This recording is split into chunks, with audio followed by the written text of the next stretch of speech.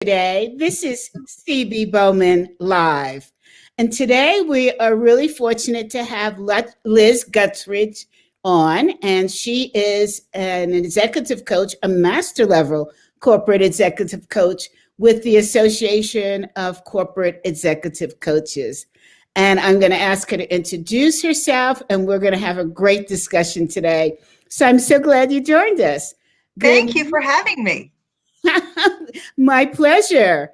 So Liz, tell us a little bit about yourself. I know your screen is a little dark. Yes, and it's because we are having I'm in Charleston, South Carolina, which is where I now live.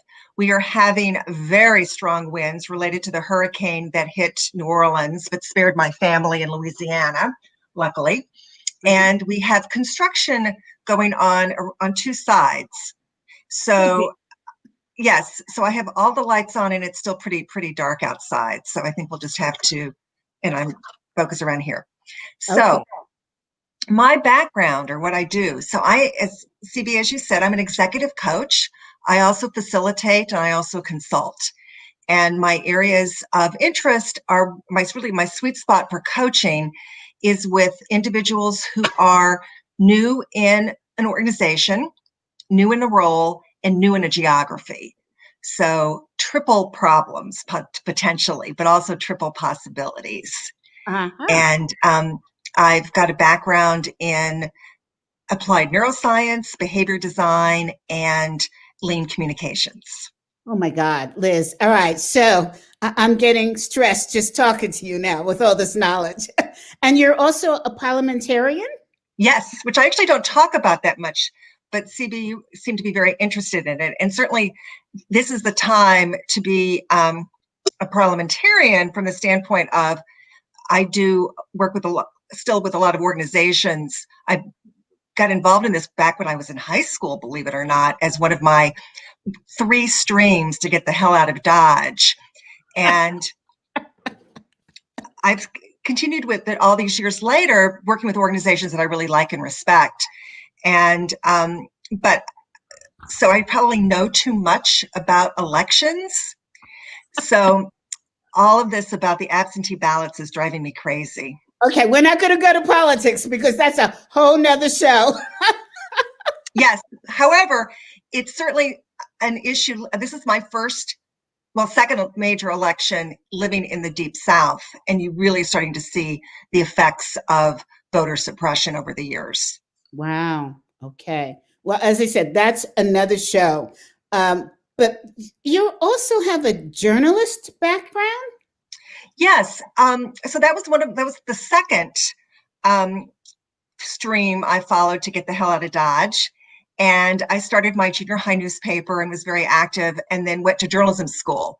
And at the time, I really wanted to be an investigative reporter. And then I got a taste of teaching newspaper. It was a great program. I was embedded in a newspaper in Huntington, West Virginia, but discovered I really did not care for small town living. I really preferred being in an urban area.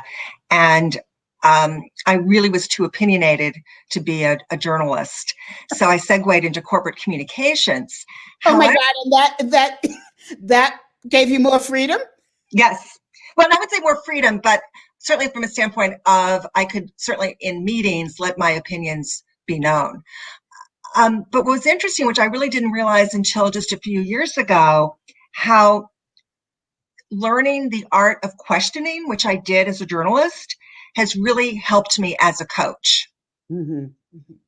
Well, today I want to be transparent to the audience in that you are part of my new organization, Workplace Racial Equality, and I'm so happy to have you part of it. And your area of expertise is helping us develop the certification for it. So how did you come upon this kind of knowledge? So certification is not my area of specialty. I tend to know people who know a lot about certification. Certainly I have certifications myself, but it's not an area. I mean, where I really tend to shine more is doing a lot of problem solving. So working with organizations and people to really figure out what is the problem we're trying to solve, and then figure out the best way to get people to solve it. Okay, so great. So our certification credentialing represents a jigsaw puzzle to you. And oh, this is good.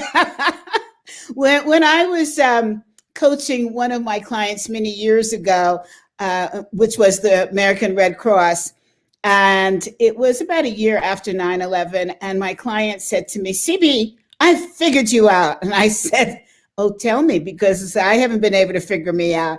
And he said, you see the world as a jigsaw puzzle and you like putting together the pieces. And that was such a perfect description of me.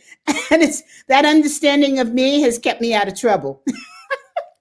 So tell us, you've seen a lot, you've heard a lot, you've been through a lot with regarding social justice.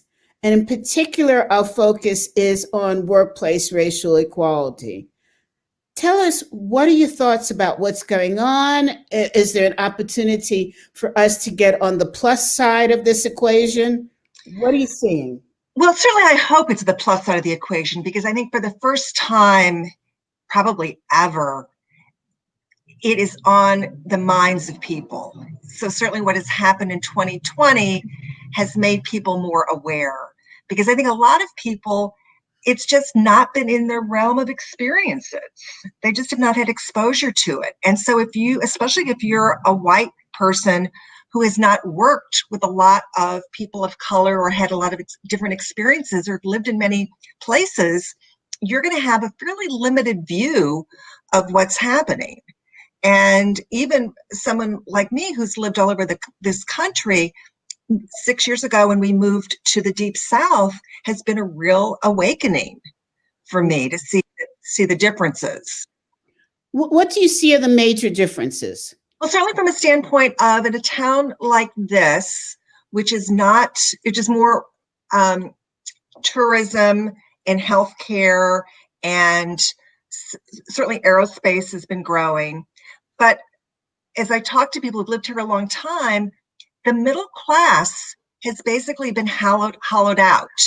So, for example, a lot of the large employers who had presence here, the AT&Ts, some of the power companies, some of the utility companies, have become part of larger organizations.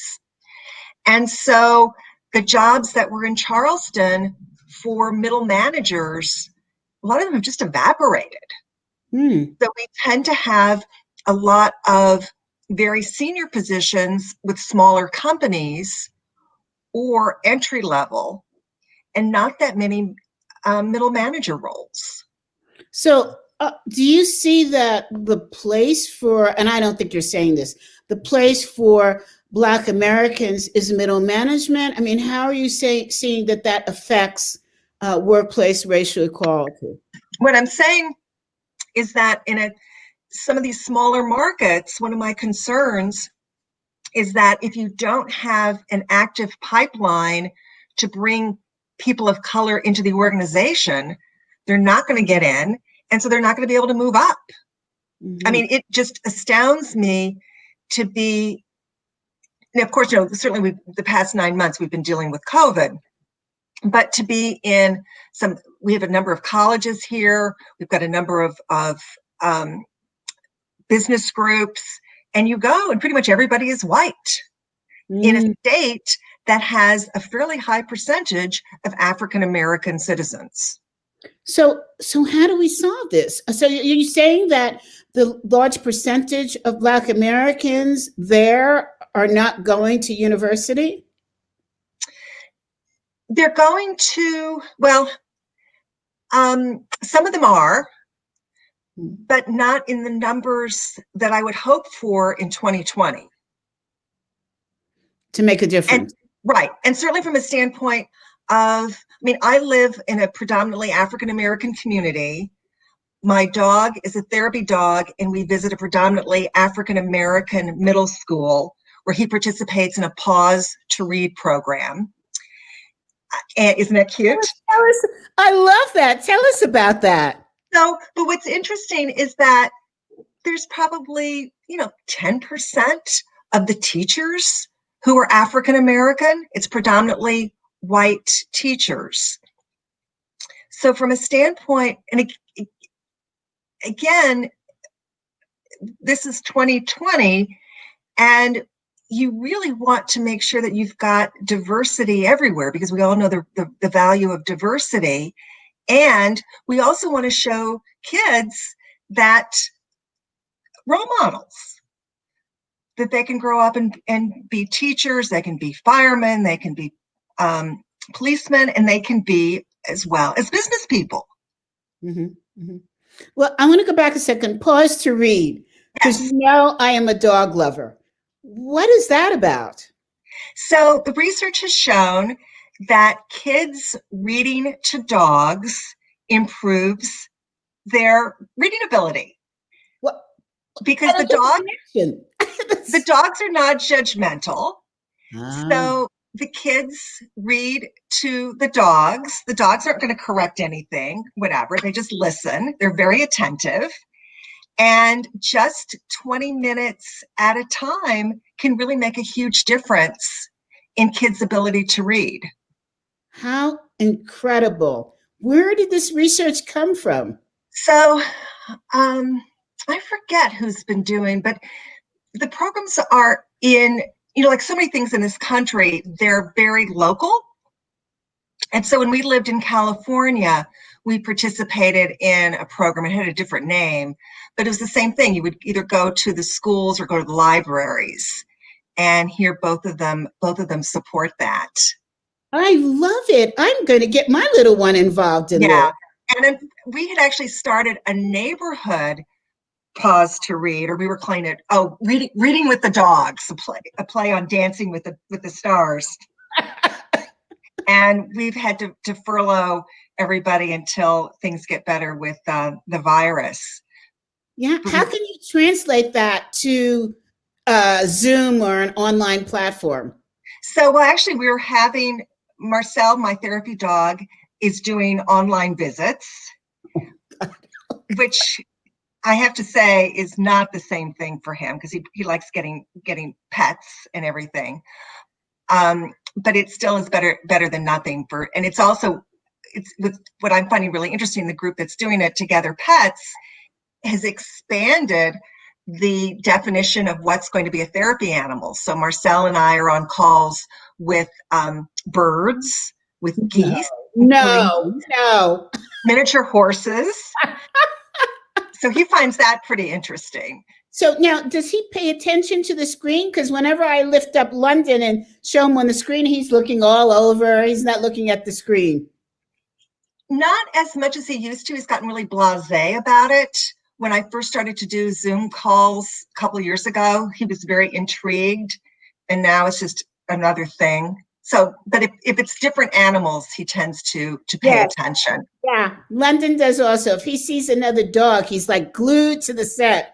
And I thought, well, that's like people, we're glued to the set where we see people. So we will generally do the Zoom or also Microsoft Teams for therapy pet visits. We'll generally do 5 dogs or animals at a time, and then we'll just rotate through. So he will get to see a few.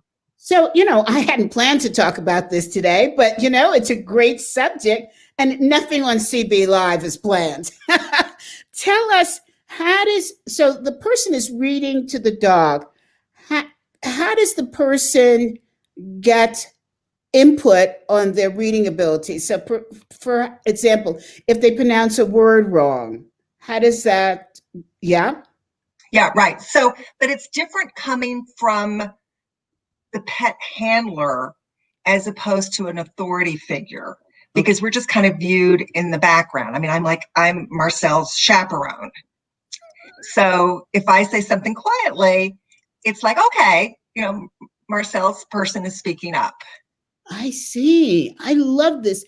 I'm dyslexic. I'm highly dyslexic. And I would have loved this to help me read better. My dyslexia affects me when I'm tired and when I'm stressed, and just sometimes at weird times. And my reading, when I'm reading to myself, I'm like, but if I'm reading out loud, I stumble. And so I would love to be able to get London involved in this program because his mom has some disabilities. Well, So it's just a great program because a lot of, a lot of times the kids don't have dogs at home because somebody's allergic or they've been moving too much or whatever. And so this is a chance for them to just spend some fun time. And some of the teachers almost use it as a reward. So the kids who've been good in class can go first to read to the dogs. And generally they'll choose the book that they want to read. Sometimes I'll bring books that I think will interest them. And sometimes they'll take turns reading. I'm seeing this as a massive opportunity in the Black culture because the children don't always have the opportunity to expand their reading abilities, into science, history. They'll probably get the basics in school if they're able to go to school on a regular basis. Now with COVID-19, I imagine that the children are not going to school like they used to. This affects the meals that they're getting, which affects their attention span, which affects the reading. Right. Yeah, it is a huge, huge issue. Now, the schools around here, and I think other parts of the country, are really making an effort to provide the school lunches as well as breakfasts and sometimes even afternoon snacks. So that, because some of the schools we walk around, I can just see the production lines, through the windows doing that. And because it's really, really important, because as we know that if you can't get enough food, you can't think very well. Right. And then also to the idea of having the reading. And we've also last April, we put in a little free library at our house. And so I try to keep a variety of children's books as well as adult fiction for people. I saw on Facebook, I think it was, this woman who turned her garage into a library. And the children were helping her, and they keep socially distant space to come in and put the books in place. And, the children wear a mask to come in and select the book. And I thought, if I could get my garage cleaned out, that would be an awesome thing to do. So how could people get involved in this program, and how could we have more of this in the Black neighborhoods where children are craving additional learning opportunities? So it's very much, I think, grassroots. And I think that, certainly right now, we're kind of at a standstill because it's trying to find space where everybody can social distance well enough. Can be challenging. But it's interesting because I'm finding that certainly I was able really quickly to get 10 people with dogs and all of us are certified through one of the dog therapy programs, primarily Alliance for Therapy Dogs, who would want to do this and all of us are working. It's really fun to be able to volunteer with your dog and feel like you're helping people. And also to see how people react to your dog and the joy that they get. So this is Alliance for Therapy. For therapy dogs, yeah. Because what's great about, back to your question to me about the certification, the credentialing, is if you are affiliated with a program like that with your dog, that is the indicator to the schools, the libraries, whatever, that your dog and you have passed a certain level of, the dog is well behaved, the dog is not going to attack anybody, et cetera, et cetera, et cetera. And the organization, the Alliance for Therapy Dogs, in our case, has insurance in case anything were to happen, which also gives peace of mind to these organizations. And so they will want to make sure that you're affiliated with something like that before you bring the dogs. And what was just as kind of an aside was funny was, so we're getting ready to renew Marcel's certification, and once he passed his obedience test initially, he's golden. I'm the one, though, who has to take the test every year when they change the rules. They do a lot around social media because they don't want you taking pictures of people and posting and all that. And they'll do a few other things. So I have to be on top of my game to make sure I can pass the test. So he's going to be qualified to visit the hospital. First, I'll ask you questions to prepare you for the test. That is absolutely hysterical. I love it. Right. Well, I see an opportunity here for the Alliance to allow us to do this on Zoom. And I think it's an opportunity for them to get an even larger pool to select from.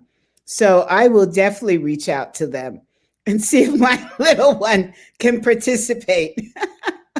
Right. And the other thing, too, that I think is so wonderful, because, Marcel, before he was furloughed, we would go to the hospital generally once or twice a week, which is a fairly big commitment, and then also de-stressing students at the colleges and all of that. However, I was going to make the point, at the hospital, the dogs are such a way to bring people together. So in terms of all of a sudden you'd find people wanting of all ilks talking to one another because they would have in common the dog. Interesting. It makes you stop and think. It's too bad that the dogs can't lead us out of rage and into inclusion and diversity. So, very much so, CB. Yeah. That unconditional love is what I think about, right? I had an interesting question the other day from one of the other members in ACEC, whose client came to them and said, do you know of any assessment that measures equality and what was the other word that was used? Well, let's start with equality in the D&I space. Equity was the other word. So let's talk about the difference between equity and inequality from your viewpoint. Yeah, so equality is this idea that we all are equal. Equity, to me, is more of making sure that we have opportunities that are appropriate, or not appropriate is not the right word, but opportunities that are worthwhile and interesting and useful to us. Mm-hmm. And I think assessing this, to me, is challenging, because it's got to be more a little bit of how you think about things, but even more so how you behave around things. And I think sometimes this trying to do self-reporting is going to be challenging, because again, you may have blind spots that you yourself just don't see. Mm-hmm. And I think sometimes what can be more of interest is a 360, where people can comment on you, whether or not they see you in action, of exhibiting a sense of being fair, equal, providing opportunities and all of that. So for our audience, we have some people who are not in the coaching space online. What is a 360? So the 360 is this idea that you're going to have people you work with, both peers, direct reports, and people above you, who will take we'll just answer some questions about how they perceive you. Mm-hmm. And so generally, and you will want probably at least, ideally, if double digits, to get a good variety of comments. And how is that valuable to a person in an organization? So it's really valuable because the way we see ourselves is not the way others see us. And so that perception mismatch can really cause a lot of challenges. I mean, I'm dealing right now with coaching two executives whose self-opinion of themselves is very different than how people see them. Mhm. And so it's the 360s have been very helpful for them to say, okay, this is how others perceive me. I think I know who I am, but I still want to be my authentic self. However, I need to adjust my behavior in certain manners to make sure that I'm going to work well with others. So let me ask you a question, since this is about workplace racial equality. Do you see a benefit or multiple benefits in people taking a 360 in relationship to their perception of social justice in the workplace? I think it probably can help. My concern about some of this is this idea that still people wanting to hide behind tests and waiting to do something, when I'm a bigger proponent of having people have conversations and really trying to get to understand other people's experiences and points of view, and doing that in a very what's the word I want? Understanding manner, and recognizing it's okay to be uncomfortable, having uncomfortable conversations. So we hear this term a lot, uncomfortable conversations. And you and I have both coached in this space. But can you talk to our audience about what does that look like? What kinds of questions would be uncomfortable?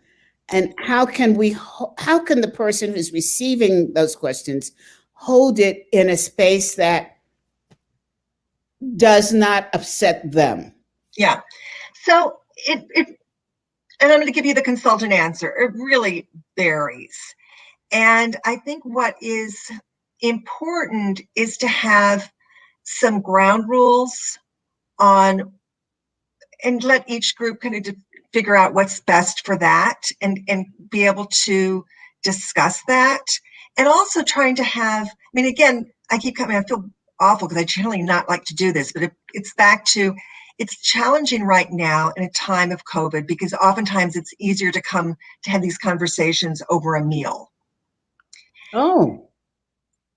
Because you're more relaxed, Mm-hmm. Everybody's got to eat. And especially if you're offering a variety of foods, some of which are going to be new to people, others not. So it's a way that you're all experimenting together. Also, drinking sometimes, a glass of wine or a bottle of beer can also relax people. And that can help a lot. And it's also, but having these conversations to say, okay, can you describe, what it was like growing up, or can you describe some of the experiences that you've had? And also, sometimes the smaller the group, the better, can really be helpful, because I think a lot of folks have not had much, back to my point, have not had a lot of exposure to different things in terms of how people have lived their lives. And hearing this directly from people is valuable. So what is it about the question of, tell me about your experience growing up, that makes people feel uncomfortable? Why is it a difficult conversation question? Well, I don't think that one is difficult. I think that one is, yeah. And I think some of this is, some of the questions, let me back up. People are just not used to having conversations about these things. About anything. That's a lot of it. Yeah. Right. And a lot of times people will start going to things like, can I touch your hair? That's kind of odd. However, it can be like, for example, when I moved here, I had no clue about the the school, the pipeline to the prison situation, where a lot of times school guidance counselors, rather than call the principal will often call the police. So you've got a lot of kids will be getting, mostly African-American kids, who will start to be getting a record in junior high and high school for incidences that white kids would never be called on. Give us an example. So, for example, if I am a kid who talks back to a teacher and the teacher gets upset, the teacher, for me as a white kid, probably would just tell the principal or call my parent. For a Black kid, it's very feasible that they're going to call the police. Really? Yeah. Wow. And so at a very young age, kids start getting a record. Mm-hmm. And that really puts them at a disadvantage going forward. I went, for example, shortly after I got here, I went to my first ACLU meeting, of which I've been a member for years. Tell people and they were just tell our listeners what that is, please. Oh, what does even the ACLU stand for? American Civil Liberties Union. And so again, an organization that protects people's rights. And they were talking about this school to prison pipeline. And I was horrified. And I came home and I immediately called my father and I said, oh my gosh, if this had existed in Oklahoma when you grew up and I grew up, we'd have a really long record, because both of us can be very mouthy at times. So I'm laughing with you because I remember, and I want to come back to what you're saying, when I was a kid and I answered my teacher back, she called my mom. My mom said to me, what? When I'm not with you and you're in school, your teacher takes my place. And I know you would never answer me back. And I got punished so bad for that. And then, punished, I got spanked for it. And then my mother came to school and in front of my classmates made me apologize to the teacher. And I had to sit in the corner, and my mother approved it. I never spoke back to a teacher again. So the fact that, my mother was probably stronger than the police at that point. So it amazes me now. I'm hearing this because in my day, you called the parents. Right. And sometimes those parents aren't available, or they're at work or whatever, or the child is living with the grandparents aren't available. It's so it's hard to make assumptions about people's home life. Wow. Yeah. And so when you called your father, what did they say? What did he say? He went, oh my gosh, yes, I would have been definitely have a police record by the time I'm 12. Fascinating. So, okay, so let's go back to the whole concept of what we're talking about in terms of protecting children, the whole notion of what's going on today, the whole concept of growing up as a Black person and protecting yourself and being recognized for the values you bring. Yeah. And so one of the things that I've been working on, I've got an extreme interest in habits. And I've done a lot of training in that and teaching in that. And so one of the things I'm testing right now with the group of people is and back to the workplace, how do you help people provide their own psychological safety in order to speak up? And when they observe something that makes them uncomfortable, or if somebody makes a remark that seems out of place and all that. Because when you feel social pain, it's really the same thing as physical pain. And sometimes it's worse because social pain can last with you a lot longer than physical pain. And one of the ways we're doing this is, basically 3 things can get in the way of you speaking up. The situation looks incredibly ambiguous. You feel social threats, and you feel a power imbalance. And so generally what I'm noticing with the African American young women who I've got participating in my habit study is they do not see these situations as ambiguous. They see them as somebody is saying something that's very hurtful. The person who's saying it may not realize it because they're just oblivious. They've not had any of this training or exposure or things like that. However, because of feeling social threat and power imbalance, they're hesitant to speak up. Okay, so let's tie this back into the unpleasant questions, which I took you off telling you, discussing my childhood. So the unpleasant question, the one that you said is very curious about, can I touch your hair? All right. So are we connecting that with, in terms of habits, are we connecting something like that with it's unpleasant questions, difficult answers, and social pain? Yeah, there's a linkage there, I believe. What on the difficult questions issue, the uncomfortable questions, I mean, that's really going to vary person by person. And so a really good technique for people to use is to say, can I ask you a question? And generally, anytime I've used that or I've talked to other people who've used that, people will say, sure, you can ask me a question. And then if it's a question that you think is going to be uncomfortable for somebody, you can say, okay, if you don't like this question, you don't have to answer it.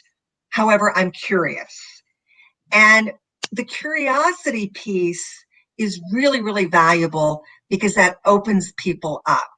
And people are much more inclined to respond to somebody being curious as opposed to somebody making a statement that, you people are all such and such, or something else that would be considered very, very derogatory or very condescending or very, very mean. You're bringing up a great point because it's a technique we use in coaching a lot, which is, can I ask you a question? Or can I ask you a personal question? Or can I ask you a question because I'm curious? It sort of lays the foundation for it to be a teaching learning moment, right? Exactly. And then another technique that I like to use on the questions is, can I ask you a question on the scale of 1 to 10, with 1 being low, 10 being high? How much does this issue affect you, or does this issue bother you, or how uncomfortable are you right now?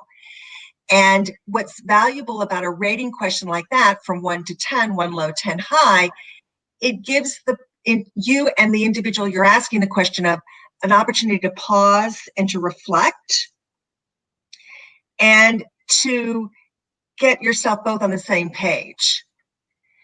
And so it's really helpful because, again, we oftentimes will make assumptions about people, and our assumptions are going to be off base. And if I say to you, okay, on a scale of 1 to 10, how important is this issue to you? And they tell me it's a 3. It's like, okay, should we really spend any time on this? No. Or maybe this is just a no-brainer. We'll ask a few questions and we'll move on. But it's something that's really critical to them. I know that I want to tread more carefully because this could be something that's top of mind for them, they're concerned about, and wanting to get them to talk more about it. So thank you so much, because I'm doing a panel next week, I think it's next week, with the finance community, and asking about, the entire discussion is about planning for the what if scenarios. And I have lots of questions because these are chief financial officers. So I must remember now to say, I'm curious. So that nobody feels uncomfortable. And I would normally only think about that in a coaching space, but it seems like it would work great for being a moderator on a panel of this. Yeah, one of the women I'm coaching recently said that it was incredibly helpful for her because she was on getting her very first massage since COVID last week. And her masseuse, who she's known for years, started ranting about some issue in the blogosphere. And my coachee was able to start asking her questions and got her to realize her arguments were circular, and she was able to shut her up and enjoy a massage. So now the question becomes, in the workplace, we now have laws that protect us against racism. We have restrictions on what we could ask in relationship to health. And so I'm seeing a need for people to connect with other people. And yet the laws are saying they're putting the brakes on a lot of conversations that would otherwise connect people together. How do we, I don't want to say get around the law, but that's really what I'm asking. How do we connect better with all of these legal restrictions in front of us? Well, I mean, I'm no lawyer, but I mean, a lot of the little legal restrictions are around questions we ask during the hiring process, and they're there for a very good reason. In terms for getting people to understand one another better, we have a lot of latitude. And I think there is to operate with maybe with civility, mm-hmm. and give people benefit of the doubt in terms of, and I mean, even from the standpoint, as much as I love questions, I recognize that I don't want to be an interrogator. I want to have a conversation. And I also want to make sure that I'm listening, because one of the things that people will often do in conversations is look for a spot to start presenting their point of view rather than continuing to hear out the individual. And then the other thing is to, as we were talking a little bit earlier, is just to create space for conversations. Okay. And that's where reflective things are good. Like, you know, if you were to do this again, what would you do differently? How are you going to approach this customer? And getting a sense of how people really start thinking about these things and feeling about them. Okay, what were you going to say? I didn't want to cut you off there. No, you're good. Because my mind is firing all kinds of questions. I want to go back to your idea of, and your studies on habit, the idea of creating your own psychological safe space. That fascinates me in terms of how to do that. The other thing I want to talk about is how there has not been a recognition up until now that coaching somebody of color mentoring somebody of color is going to be a different process than mentoring somebody who's not of color. And how do the two forces meet together and create this psychological safe space? What's keeping it apart from true mentoring, and how to bring it together? Two important questions. Yeah. Which one? So first, I mean, mentoring is a great idea. A lot of mentors I've met over the years, and also talking to their mentees, are mentoring as a way like follow in my footsteps. And that's not appropriate, because we're all unique individuals, and mentors need to really open up their minds about how can I work with this one individual to help them where they're at and where they want to go. And that may not necessarily be what I've done. So that's a whole nother issue. So I think if I were starting my career again, I would want coaches as opposed to mentors. Touch us about the difference. Because coaches are trained to work with you as an individual. On your own ground. Yeah. And how to help you become the best person you want to be, the best version of yourself, maybe is a better way to put it. And to think about what you want to do. mentors are there to kind of guide you through a situation, yet a lot of the ones that I've spoken with as well and observed, as well as talked to mentees, tend to want you to follow in their footsteps. And I've seen a lot of this. I currently coach MBA students who have both mentors and mentees. And over the years, the students come to me and say, like, my mentor wants me to do this, but that doesn't really fit what I want to do. Should I follow? And I'm like, okay, tell me why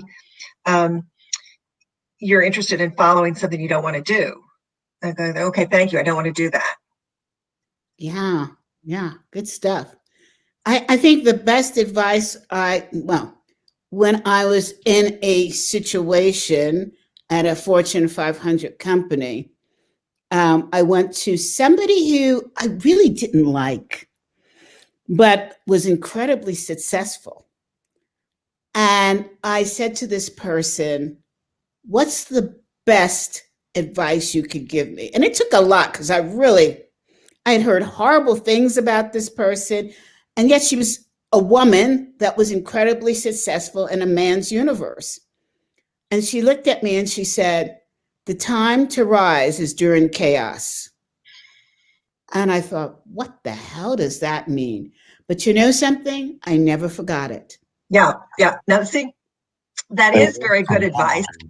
Excuse me. I think the advantage of mentors is often they are still embedded and working in organizations. A lot of us coaches are outside, so we're not in the day-to-day fray. And so you can learn a lot from mentors. I think the questions you, as a mentee, that you need to ask are different. Would be like, where are the bodies buried? Yes. In a situation favorite. in terms of that. Or if I'm going to approach so-and-so, what do you know about this individual? Or what, things like that, so that you can get a better sense. And obviously it helps to ask multiple people so you can get confirmation. Mm-hmm. But again, not to sense that you're going to follow in the footsteps. Exactly. Of somebody. And I think it's really difficult for Blacks or people of color, your choice, to find mentors who really understand the need. For example, one of the great needs that is done, I think, kind of automatically with white mentees is talking about them positively in spaces where they can't speak, right? Putting them in situations where they can't always reach. And conversely, for the mentee to realize this is good stuff, not I'm being penalized. And so it takes both sides of it to create this really positive workplace racial equality. Yeah. Right? Yeah. And yet I want to talk to you. Let's go back. Again, I keep saying let's go back because you're bringing out such incredible information to this notion of creating your own psychological safe space. And we only have a few minutes left. Time just went boom. Yes. How do you do that? So I'm starting off by a foundational habit, which is helping people practice a daily act of kindness, both to themselves and to others, and using that as the foundation to build on, because providing a daily act of kindness helps you be a more empathetic person to yourself and to others. And that empathy will help you stay grounded. I have to tell you, I have a colleague who's just publishing a book, Howard Prager, on what did you do to present kindness to somebody else. And that's not the exact words, I don't want to give it away, to somebody else today. And so you're saying that act helps you create a safe space for yourself? So you build on it. So then you start saying, okay, a lot of daily observation questions, because you want to start observing. And then thinking then you start working up the ladder of then how do you deal with ambiguity? How do you deal with social threats? And how do you deal with the power imbalance? And the power imbalance is one of the hardest things to deal with. But oftentimes, if you are more aware of it and you can decide to meet with the individual one-on-one, again, to ask, be curious and ask questions and figure out what to do. So again, helping that individual, that person with power, save face and not make them uncomfortable in front of others. And in terms of the social threats, is starting to build confidence in yourself to think about what is the worst thing that could happen if I say nothing or say something, and what is the best thing that could happen, and looking at, are these things that are worth speaking about, and can I find somebody to partner with me? There's going to be some safety in numbers. And then being ambiguous is where a lot of the clarifying questions come into play, because that's one of the trickier things, because again, what can be ambiguous to me may not be ambiguous to you, and vice versa. Liz, are you writing a book on this? I am actually writing a book with a couple of colleagues on the communication habit, of which a lot of these things are part of. Yes, we've just started. I can't wait, because this, I hope you do a separate white paper on this, because I really think that we need to have another show and talk about this more in depth, because it could be a protection bubble for African Americans. Oh, sorry, I meant to say Black Americans on purpose, to provide this safe space for themselves to be able to push our cause forward.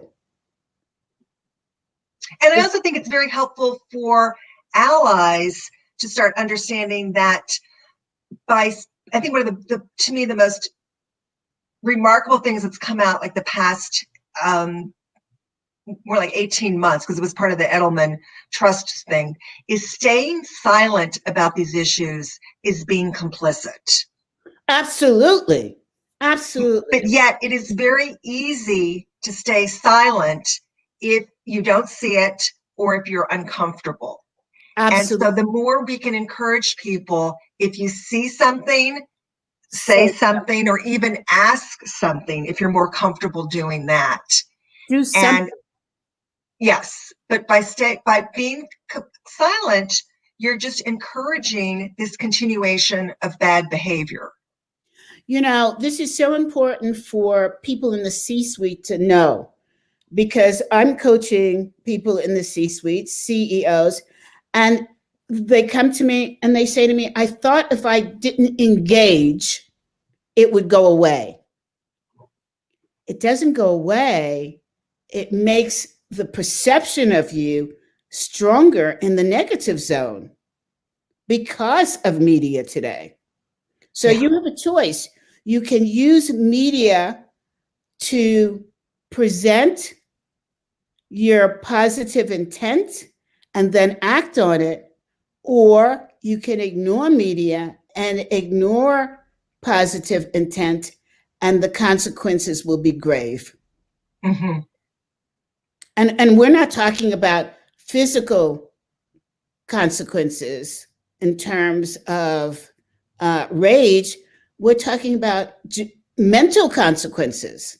Well, mental consequences too. Exactly. I mean, you really are hurting people's ability to want to participate. And I think also too, what CEOs and other people at high organizations need to realize is that if you have an environment that is not welcoming, not inclusive, you're not going to draw the best talent. Nobody's going to want to come to work for you.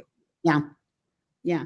It's funny how times have shifted, because we went from an abundance in workforce to a lean workforce because everybody started cutting. And now I like to call it a choice workforce, because we don't have enough people to man the stations, and people are making conscious decisions about the values of an organization.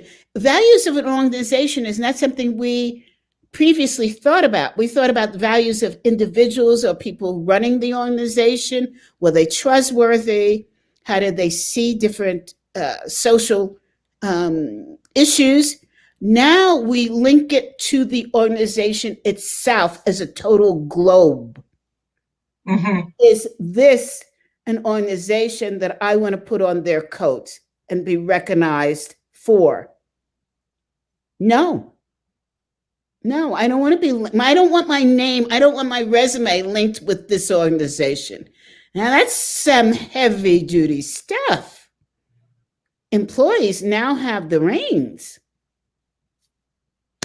And with that, I'm going to say goodbye to our audience and invite them to come back next Thursday to hear more amazing conversation with people who are making a difference in the workplace and outside of the workplace in relationship to social justice. And also join me on Tuesdays for Challenges of the C-Suite. This is CB Bowman Live and our guest, Liz, who's left you with some thinking to do.